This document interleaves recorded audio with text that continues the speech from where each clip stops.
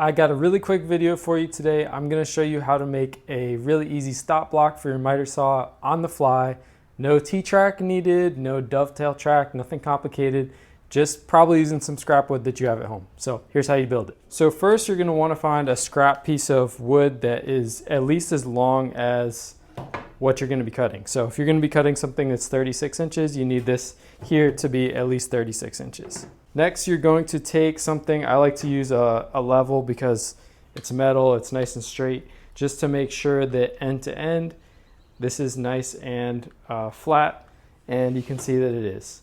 So once we've double checked that, we've got our scrap piece of wood here.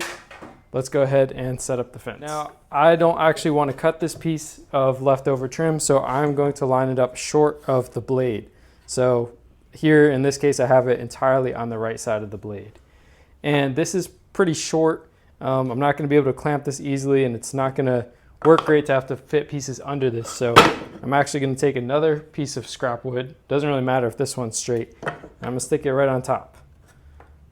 Next, I'm going to take this clamp. This is just a regular F-style clamp, and I'm going to clamp this into place.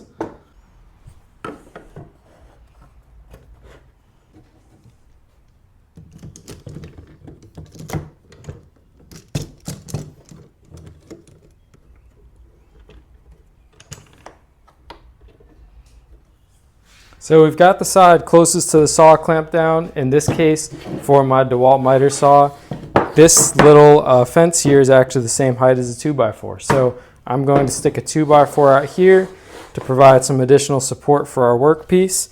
So now let's say you want to cut a piece that's 18 inches. You're going to put your saw blade down, take your tape measure, measure 18 inches from the saw blade.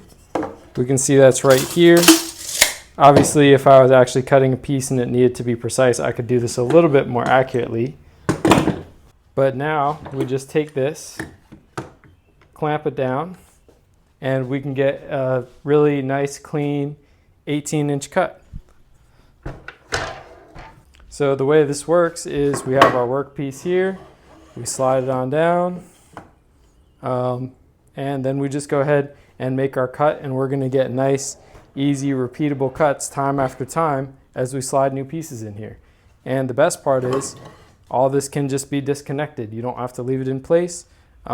This can all be moved, and you don't have to actually ruin any pieces of wood. Thanks a lot for watching today's video. I hope that you found it helpful, and if you did, please make sure to give it a like and also subscribe to my channel for more DIY and woodworking tips. Thanks for watching.